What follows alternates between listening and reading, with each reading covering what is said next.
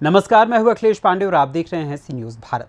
खबर मध्य प्रदेश के रीवा जिले से है, जहां आज मध्य प्रदेश युवा कांग्रेस मीडिया विभाग के तत्वावधान में रीवा जिले के डिस्ट्रिक्ट चेयरमैन शेरॉन जॉन के नेतृत्व में पत्रकार वार्ता का आयोजन किया गया।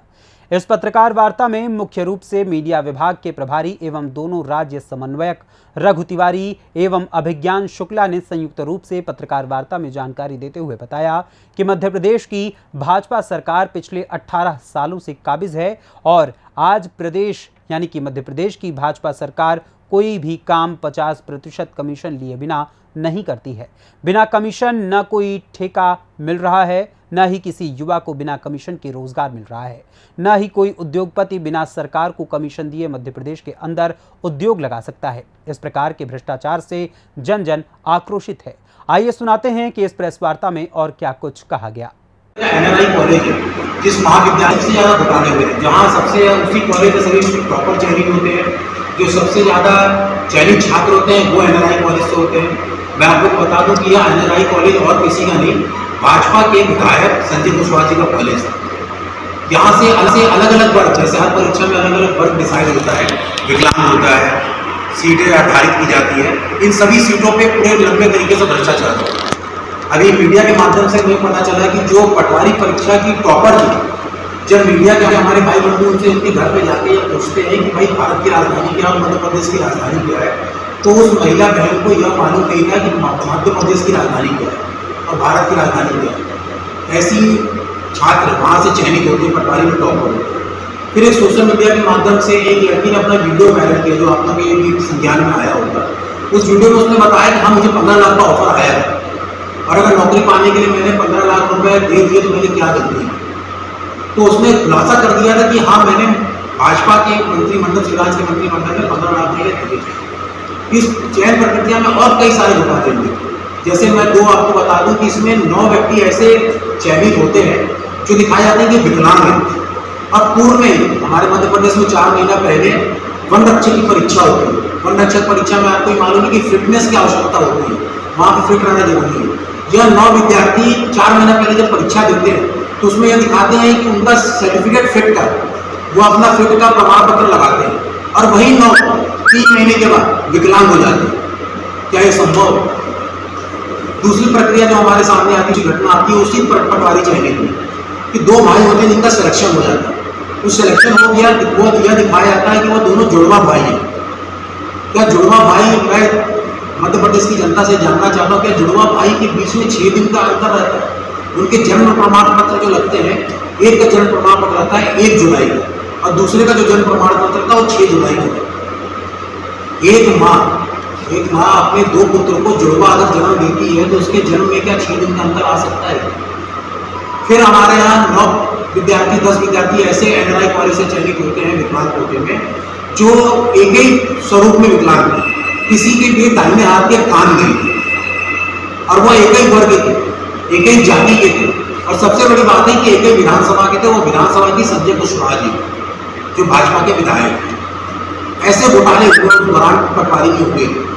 तो हम आज यहाँ पे आप लोगों के सामने यह जानकारी देने वाले कि मामा, जो अपने आप को मध्य प्रदेश के कई छात्र छात्राएं लड़कियों के बोलते हैं कि मैं मामा हूँ, तो मैं बताता हूँ यह मामा वह मामा है कंस और शकुनी की तर्ज पे हम इन्हें देख रहे हैं। आज हम इन्हें कंस और शकुनी की तर्ज पे देखने में मजबूर कर दिया है, क्योंकि जिस प्रकार से कंस मामा अपने भांजे को मारने के लिए किस तरीके से प्रयासरत था, ये सभी जानते हैं।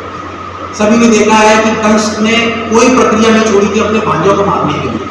ठीक उसी तरीके से यह शिवराज मामा अभी मध्य प्रदेश नहीं, पूरा भारत, हमारी कोरोना महामारी हमारे सामने आई, अभी उठ के युवा अपने पैर पे खड़ा होना चालू हुआ था कि उन्होंने ऐसी प्रक्रिया निकाल के युवाओं का भविष्य और अंधकारमय कर दिया।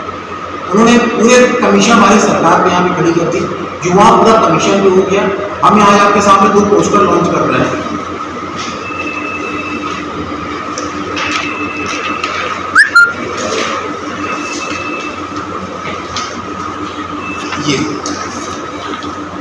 ये मामा जोन है। जिस तरीके से अमेज़न आप देख रहे होंगे कि इस तरह किस तरीके से अभी सारे प्रोडक्टों पे 50% की छूट, 60% की छूट कमीशन कोरियर की काम कर रहे हैं। उसी तर्ज पे यह मामा जॉन का एक पोस्टर हम लॉन्च कर रहे हैं, क्योंकि यह 50 की कमी सरकार है।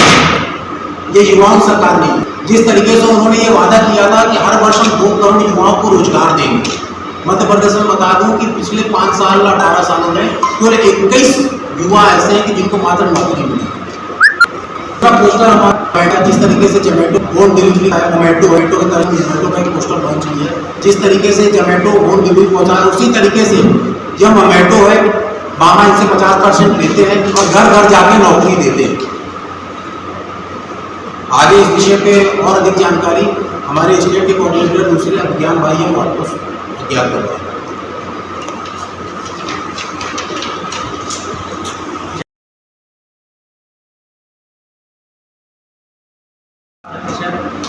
कमीशन वाली सरकार वो केवल रोजगार या किसी विशेष के लिए नहीं है, वो चाहे सरकारी टेंडर हो, चाहे नौकरी हो, चाहे किसी भी प्रकार की कोई भी आज मध्य प्रदेश सरकार योजना हो, वो केवल प्राइवेट सेक्टर आज के डेट में जिस तरह काम कर रहे हैं, जिस तरह ऑनलाइन प्लेटफॉर्म काम कर रहे हैं, जो अभी हमने आपको पोस्टर के माध्यम से दिखाया कि अमेज़न और जोमेटो जिस प्रकार से अमेज़न और जोमेटो काम करते हैं कि आप कमीशन दो और अपनी चीज़ें अपने तक पाओ, उसी तरह आज मध्य प्रदेश सरकार पूरा कमीशन खोरी पे चल रही है। 50% कमीशन पे सरकारी टेंडर चल रहे हैं, 50% कमीशन खोरी पे नौकरी चल रही है। पूरे प्रदेश में आज युवा बेरोजगार है।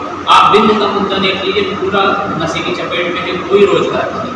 हमारे 15 महीने की जो सरकार थी, कमलनाथ जी मुख्यमंत्री थे, उनकी एक आइडियोलॉजी थी पूरे प्रदेश में सरकारी भर्तियों को ओपन करके ज़्यादा से ज़्यादा युवाओं को सरकारी नौकरी देना, जो वंचित रह जाएंगे तो संभव करके पूरे प्रदेश के युवाओं को एक ऐसे प्राइवेट सेक्टर को मध्य प्रदेश में स्थापित करना कि जिससे मध्य प्रदेश का वो युवा जो नौकरी से वंचित है प्राइवेट सेक्टर में काम कर सके। जो आज पूरे देश के व्यापारी हैं वो तत्कालीन मध्य प्रदेश सरकार पे बिल्कुल भरोसा नहीं कर सकते हैं, क्योंकि हमारे प्रदेश का मुख्यमंत्री जो है वो केवल कमीशन खोरी पे काम कर रहा है।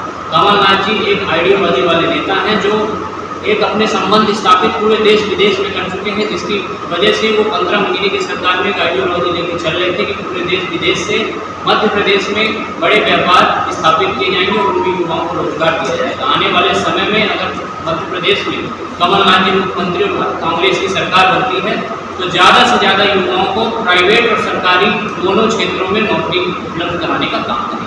2023 विधानसभा चुनाव में आपकी कमलनाथ सरकार क्या तैयारी लेकर आ रही है मैदान में?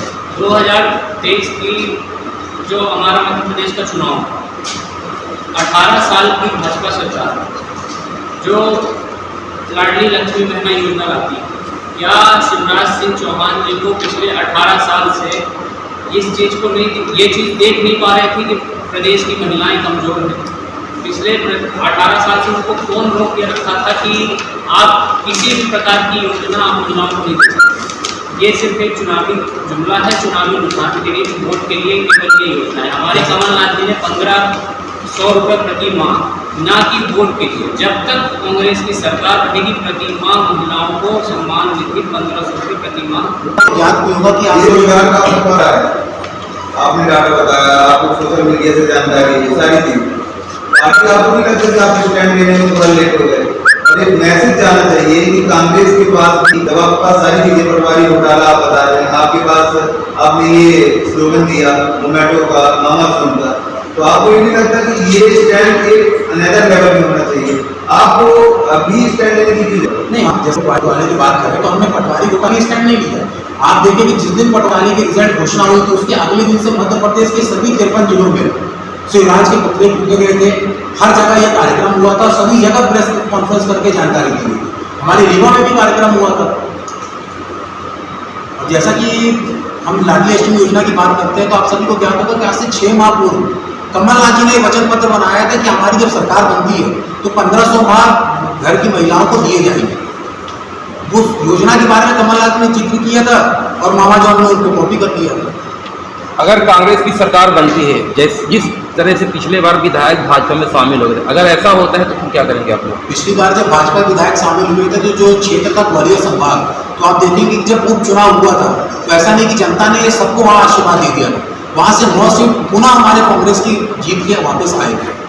और ठीक है, जिन्होंने गद्दारी किया उनको सबक भी मिला। आज हमारे कमलनाथ जी से कई लोग टच में आ गए, लेकिन आपने देखा होगा कि किसी को यह आश्वासन नहीं दिया गया। 4 विधायक वापस आए, लेकिन किसी को यह आश्वासन टिकट की नहीं दी गई। अभी जो हमारी पहली सूची जारी हुई है उनमें से किसी भी 4 को टिकट की घोषणा ही नहीं हुई। अभी टिकट कुछ लोगों का जारी होगा, कुछ आपके नेता कांग्रेस छोड़ चुके हैं, उस पर क्या कहेंगे? जो हमारे कांग्रेस छोड़ चुके हैं, कमलनाथ जी को यही इंतजार था कि जो आगे भविष्य वहाँ से पूर्व में हुआ है, जो कांग्रेस को जिन्होंने दगा दिया है, जिन्होंने कांग्रेस के मतदाताओं को धोखा दिया है, जो जनाधार कांग्रेस को मिला था, जिस तरीके से जनाधार को एक धोखा दिया गया, छलावे की सरकार यहाँ बनाई गई है, उसी का इंतजार हो रहा था कि और जो जा सकते हैं चले जाए, इसी का इंतजार। ये जो मोमेंटम है काफी अट्रैक्टिव है आपका, ये मोमेंटम भी ठीक है, लेकिन इसको आप ऐसा लेवल में कैसे ले जाएंगे? स्टेप ये है कि आपने तो बता दिया कि घोटाला हुआ, पब्लिक को भी पता है कि घोटाला हुआ। कांग्रेस का मेन स्टैंड क्या है? क्या ये घोटाला हुआ, उसकी जांच या जांच हो भी रही है तो उसका रिजल्ट क्यों निकल रहा है? पटवारी घोटाले में जैसे बात करें तो एक नरसिंहपुर की छात्र चांदनी महोबिया, इनका जबलपुर में केस फाइल किया है। मध्य प्रदेश की सरकार में जो पूर्व महाधिवक्ता थे शशांक शेखर, इन्होंने केस भी फाइल किया। उस छात्रा के साथ क्या हुआ था कि जैसा कि आपको मालूम होगा कि 23 तारीख को पटवारी की आखिरी परीक्षा है, 23 जून, उसको जो एडमिट कार्ड इशू किया गया था वो 27 जून तक किया गया था, संडे के दिन। उस दिन कोई पेपर था नहीं। जब उसकी पूरी जांच हुई तो निकला गया कि एक जबलपुर की राकेश सिंह जी की बहुत करीबी मानी जाती है प्रीति पाटिल जी, उस लड़की ने उसके एडमिट कार्ड पे एग्जाम दिया हुआ। वो मैं सभी आपको PDF फाइल उपलब्ध करवा दूंगा। जबलपुर में हाईकोर्ट में उसके लिए केस भी फाइल किया गया, याचिका लगाई गई।